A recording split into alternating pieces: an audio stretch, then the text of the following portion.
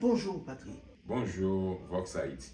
Est-ce que vous pouvez vous présenter succinctement? Je suis Patrick Pierre-Louis, je vis en France, je travaille dans une grande entreprise française.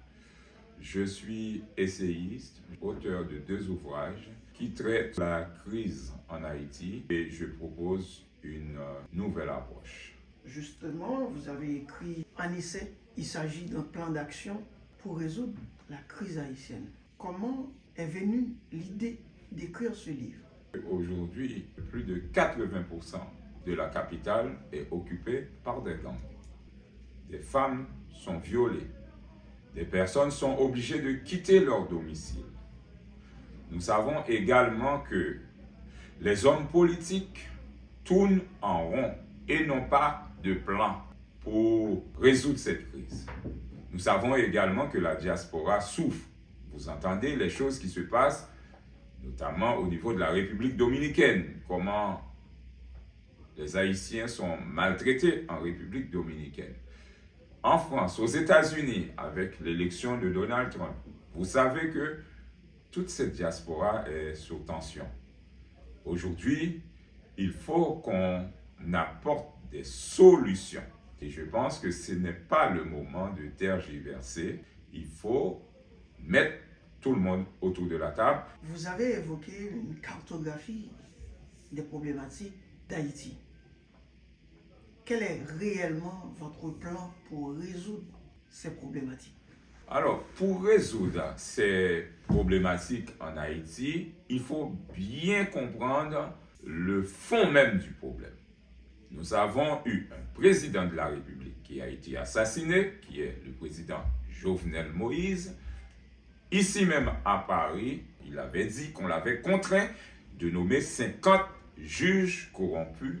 Cette situation ne fait que se dégrader. Donc aujourd'hui, nous pensons qu'il faut commencer à traiter ces problèmes. Comment résoudre ce problème? Et c'est là qu'on va arriver, puisque nous savons que les juges sont corrompus. Il faut que nous arrivions à créer une entité qui a le pouvoir souverain.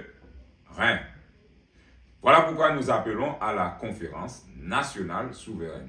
En quoi consiste cette conférence nationale que vous évoquez à tout bout de champ? Parce que aucun des acteurs en place n'a de légitimité, parce que c'est de ça qu'il s'agit. Pour qu'il y ait un groupe de personnes qui apportent des solutions, il faut que ces groupes de personnes-là aient la légalité et la légitimité. Ce que n'a pas les acteurs politiques actuels. Ils sont dans l'illégalité. Vous parlez du Conseil présidentiel? Bien entendu, je parle du Conseil présidentiel de transition. Nous tous, nous savons dans quel contexte ce Conseil a été construit. Et nous leur avons donné le temps, même si c'est vrai qu'ils étaient construits sur une base qui n'était pas constitutionnelle, on va le dire ainsi, mais nous leur avons donné du temps, même s'ils n'étaient pas légitimes, qu'ils n'étaient pas légaux, nous leur avons donné le temps de pouvoir proposer à la nation un travail qui allait justement construire un groupe légitime et un groupe légal pour ensuite entamer les solutions à la crise en Haïti. Malheureusement, nous sommes encore sur notre fin et aujourd'hui, nous prenons les médias comme Vox Haïti pour expliquer à chacun la crise en Haïti. En tout cas, la crise n'est pas si compliquée que ça. On peut la résoudre. On a des éléments de solution. Comment la résoudre? Alors, comment la résoudre? C'est bien entendu avec toutes les forces vives de la nation haïtienne. Maintenant, dites-nous clairement, oui, comment procéder pour mettre en place la conférence nationale souveraine dont vous appelez de tous vos voeux? Il faut qu'elle soit portée par le peuple. Il faut que ce soit les jeunes qui puissent comprendre le plan que nous proposons dans ce livre. C'est marqué plan d'action de A à X, résolution de crise nationale. C'est un livre que nous avons publié, c'est un livre qui est complet. Il faut que les jeunes puissent, partout bien entendu, les jeunes de Haïti puissent connaître ce plan. D'abord, parce que je peux vous le dire, il y a toujours eu des vautours dans toutes les fenêtres d'opportunités que nous avons en Haïti. Il y a des gens qui disent qu'ils viennent travailler pour le pays, ils prennent position, on attend qu'ils amènent des solutions et on ne voit pas la solution. Et les jeunes sont toujours absents, les jeunes ne veulent pas aller en avant. Aujourd'hui, dans notre travail que nous voulons pour aller... Ils ne veulent pas ou ils ne peuvent pas? Ils ne peuvent pas, on ne les invite pas non plus. D'ailleurs, vous avez vu comment on a organisé l'assise pour la conférence nationale ici en France, qui était d'abord un simulacre terrible qui s'est fait avec quelques acteurs. Est-ce qu'on a invité les jeunes de la diaspora à participer dans cette assise, soi-disant, pour la conférence nationale? Non, ça n'a pas été fait vraiment de manière démocratique. Vous savez vous-même que ça a été fait par les amis des amis, les amis de ceux qui sont au pouvoir. Et donc, c'est totalement... Les jeunes n'avaient pas du tout la possibilité de pouvoir intégrer ces structures et pouvoir parler librement, donner leurs idées, avancer leurs propositions. Même moi-même, j'ai été invité en catimini, malheureusement. Et j'avais demandé d'ailleurs qu'on me renvoie les thématiques qui allaient être développées. Je n'ai jamais eu ces documents-là. Donc je pense que c'était un joli simulacre qui a été réalisé. Et je pense que c'est un film qu'on est en train de faire avec notre cher Haïti. Et donc, nous ne sommes pas du tout d'accord avec ces méthodologies, surtout lorsque nous savons que nous avons un plan complet à proposer. Les jeunes doivent être en éveil, surtout que nous venons d'avoir une belle mobilisation de la jeunesse haïtienne le 22 mars qui a eu lieu, avec beaucoup d'énergie. Il faut que ces jeunes-là soient en éveil pour prendre connaissance de ce plan et commencer à travailler autour de ce plan pour que ce plan-là soit imposé par la jeunesse haïtienne. Justement, Patrick, merci d'être sur Vox Haïti.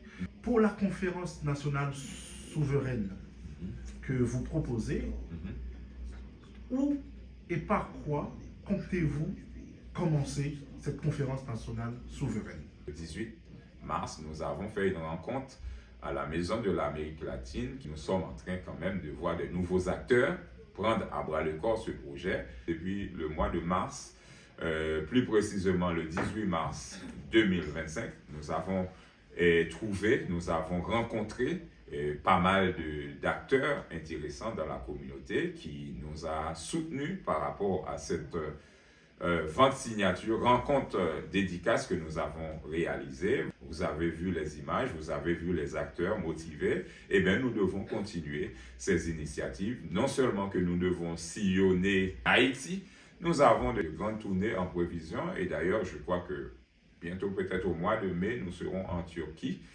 avec des acteurs intéressants. Donc, nous sommes en train de travailler. Patrick, quelles étaient en fait les principales revendications de ces jeunes qui étaient autour de vous? Nous l'avons vu. Je pense que c'est normal, puisque cette jeunesse haïtienne est quand même connectée avec la grande histoire d'Haïti, qui est une histoire que ces jeunes, même s'ils sont nés ici en France, même s'ils sont nés aux États-Unis, au Canada, ils aiment cette histoire parce que cette histoire est quand même belle. Et ils se sentent en quelque part désireux de pouvoir faire quelque chose dans cette crise haïtienne. C'est d'ailleurs pour ça, le 22 mars dernier, dimanche dernier, nous avons une très belle mobilisation des jeunes. Je les entendais et je les voyais s'impliquer. Je les voyais crier qu'ils veulent en quelque part participer. J'ai rencontré plusieurs qui m'ont dit qu'ils aiment ce pays, mais où sont les hommes qui leur donnent cette possibilité de pouvoir participer? Où sont ces hommes politiques qui ne serait-ce arrivent à les détecter, à savoir qu'ils existent? Et nous encourageons ces jeunes parce que c'est pour eux que ce projet, ce livre a été publié. Et je pense que tôt ou tard, même si ce n'est pas dans les 1 an, 2 ans, mais tôt ou tard, ces jeunes vont justement se saisir de ce projet pour refaire les choses. Un dernier mot à la jeunesse haïtienne dans la diaspora ou même en France, tout bonnement? Aujourd'hui, je ne peux que dire toute mon admiration pour cette jeunesse. Oui, toute mon admiration. J'ai vu une jeunesse motivée. J'ai vu une jeunesse qui veut s'impliquer. Haïti a besoin de vous. Le projet est là, c'est le moment. Il faut s'engager.